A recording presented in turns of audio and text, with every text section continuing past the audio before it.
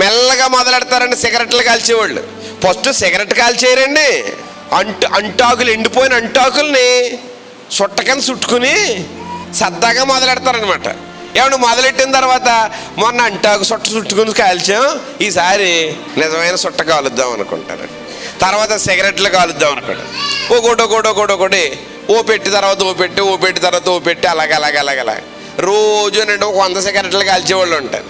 First అంటాకు చుట్టతో మొదలెట్టిన ఈ పొగ 100 సిగరెట్లు కాల్చే స్థితికి తీసుకెళ్ళిపోయింది. వాళ్ళ మానమంటే మానరండి, 2 ఏళ్ల మధ్యన సిగరెట్ ఆర్పమంటే ఆర్పరండి. పొగ అలాగ వస్తానే ఉండాలండి, ముక్కంపడా వస్తానే ఉండాలి, నోటంపడా వస్తానే ఉండాలి, చేతులంపడా వస్తానే ఉండాలి. ఏంట్రా బాబు ఇది అన్నామనుకో, నీ డబ్బా, నా డబ్బు, నేను తాగుతున్నానంటారు.